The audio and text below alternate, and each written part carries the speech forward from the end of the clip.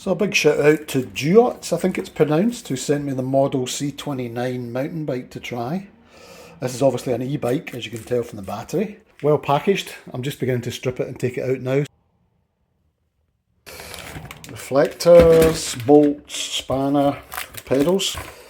Derailleur protection, I think. Looks like the end of the handlebar grips. And that looks to be, okay, that must be the throttle. You maybe have an option to put that on or off. That's quite smart. Nice Allen key set. A whole bunch of zip ties, which I've yet to find out why I need them. They also supply a fairly chunky luggage rack for the back of it. And on this particular model, I like this. This appears to be powered off the main battery. This is clearly the battery charger. It's actually quite compact, this one, which is quite good in the sense that sometimes I want to carry it in a backpack and take it with me if I was doing cycle touring. That obviously mounts on your handlebars with a wee articulated ball in it. And then this seems to be a waterproof case. There's your battery and your keys. We have a mudguard. Big 29-inch wheels. Well, look, you even get a pump with it. Not sure what the suspension travel is on it, but it does come with front suspension. And they seem to be lockable. This headlamp looks pretty damn powerful. There's no less than 4 LEDs in there. So I've just undone the 3 bolts here, spun it round to make it in line with the forks and tightened it back up. 2-minute job. So the saddle is definitely biased more towards comfort. The seat post is quick release, so that's good. The mud guards took the longest. They've been taking ages. The instructions just weren't clear enough to see which bracket went where. That was an hour well spent. Yeah, so in terms of building it, I actually found it okay. It wasn't too bad. Just the usual, putting the pedals on, sorting the bars out. I'm no expert when it comes to bikes, but I've had them for years, so I know the basics. It retails for around about €800. I think there are different deals online, which to me is a pretty amazing price. If you're in the market for an electric bike and you've looked around, even if you look at the cheaper options like at Go Outdoors and Decathlon and the like, you're struggling to get them at this kind of price. So you do get a lot of bike for your money. I've yet to try it over any great mileage, and we're going away to Aviemore for the weekend, so that'll be the real test. It's 21 kilos, so it's a lot lighter than the DIY bike, which I also have. You've maybe seen a previous video. And it feels much more like a conventional mountain bike, which is good.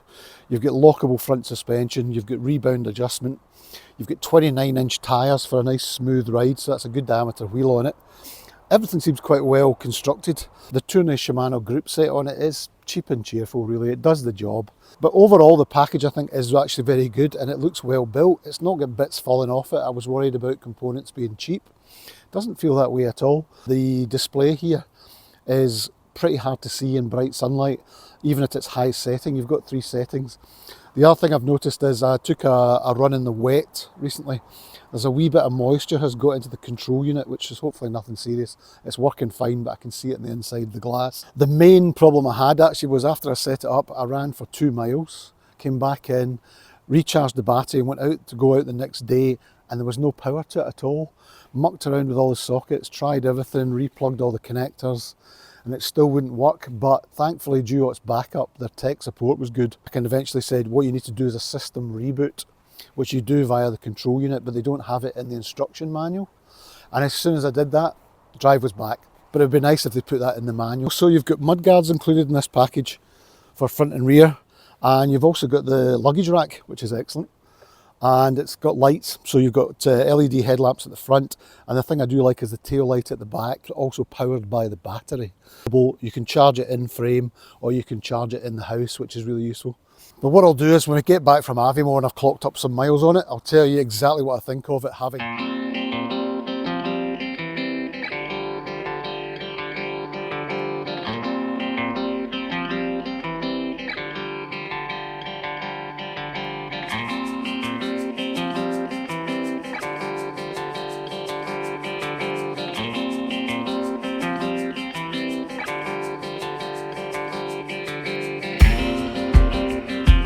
Although the battery sits slightly higher and it's not integrated, it feels pretty light on the trail.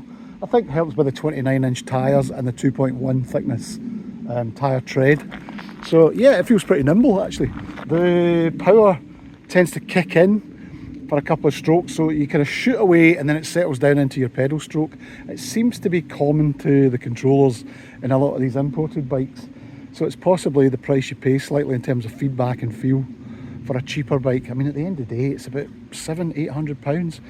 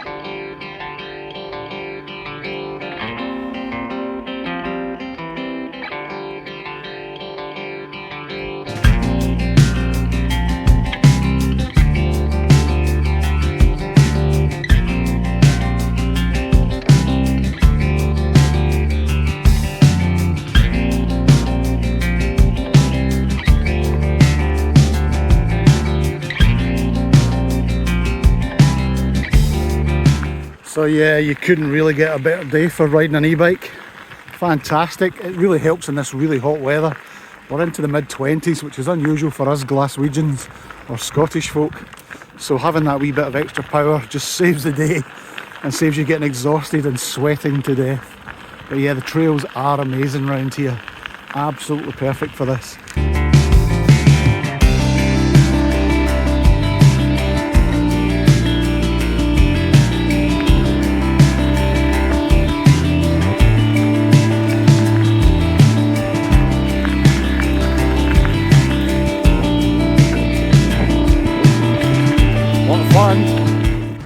So there you go, 16-mile test run on the DUOTTS C29.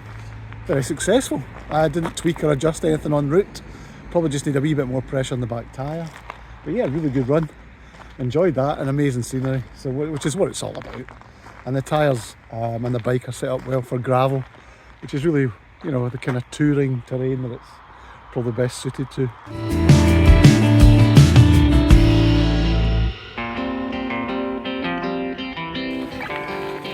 That's us nearly at Rivo and Bothy, our lunch stop. Beautiful place. On the left here we have quite a strong horn. Not a sign you see every day. So I'm finally back from our weekend, and we clocked up quite a lot of miles actually. I managed to do a good 6-hour day. So in summary, what did I think of this bike? Well, I still think it's actually really good value. There's no doubt about it. The one concern about buying direct is the backup for it. You know, if you had like a warranty problem, how easy would that be to be resolved? That I cannot answer for you, so I don't know about that part of it. But in terms of value for money, yeah, excellent. You know, at the price, which I'll put on screen again. I mean, it's a no-brainer really. It's not the most beautiful bike in the world because you really want the battery to be integrated into the frame. But if you don't mind the ergonomics of that, or the style of it, then it works perfectly. The tyres, they were great, no problem at all with traction. It was mostly gravel, nothing too technical. A couple of rubble sections here and there. The brakes, they're probably on the limit when you're going at speed in terms of just how powerful they are because they're cable operated, they're not hydraulic. So you might want to upgrade a few components if you were hanging onto the bike long term. As I said before, I think the Shimano Tourney group set is basic, it's alright. It's fine on the small gears at the derailleur end, but moving from small ring to the large ring at the front is just a bit clunky. You've got to push the lever quite a long way. Saddle was very comfortable, doesn't look particularly sexy, and you might want to go for something again as an upgrade and also to lighten the bike slightly. I would also be tempted if I was using it for mountain biking to take the rack off and then just save a bit of weight rather than keep it in its touring guise. But for most people that are just generally looking for an all-rounder for touring, then it's great, you know. The rack is probably perfect.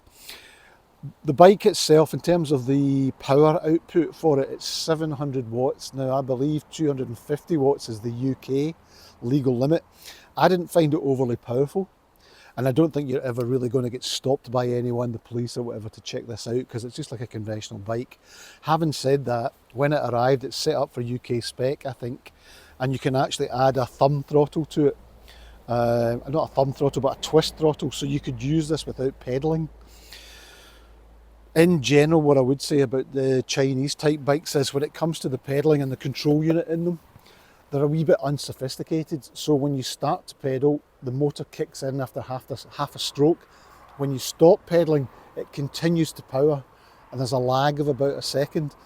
What I've noticed trying some of the bigger brand expensive bikes, and we're talking a few £1,000, they tend to be much more sensitive to your pedalling cadence. So they will come into power and they'll come off power much more subtly.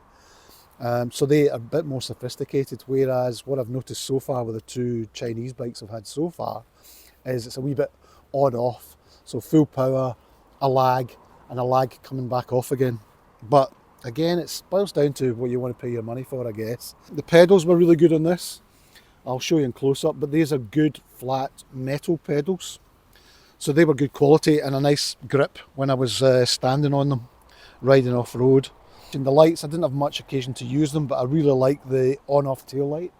Yeah, the forks were progressive, so nice suspension travel on them. There's probably about 2 inches of travel in there, I'm not sure. But it worked actually very well. I found the forks really good. It's also got an extremely good electronic horn, which was loud. And I used that quite a lot to get people out of the way. Almost like a wee car horn. The whole thing worked. 6 hours, no problem on the trail with this. I quite enjoyed it. One other minor gripe is this mudguard is quite flexible at the bottom here. So when you're battering over rough stuff, that will tend to clatter slightly against the tyre, but it doesn't in any way impede your progress. But yeah, thanks to DUOTTS for sending it to me. I'm going to use it this weekend to go into a wild camp. So I'll give it another blast there as well. But yeah, it's just like a conventional bike, looks like a conventional bike, so it's unlikely to pick up any police attention because of the slightly overpowered battery by UK specs. So depending on where you are, you could check that out and decide for yourself whether you want to take that gamble or not. But yeah, enjoyed it. It's just a great all-rounder, a nice bike for bike packing or for general mountain bike riding that's not too severe. If you're going to do a lot of mud and stuff, change out the tyres because they're not really designed for mud plugging. But all these things are upgradable, so it's a great starting point from which you can do whatever you want for the future. And that's about it. So thanks for watching on this one. As I say, I'm getting used to e-bikes nowadays. I'm really enjoying it. I don't think I'll go back to normal bikes. Thankfully, there are companies about that sell good value bikes, even if you have to buy direct. Cheers just now.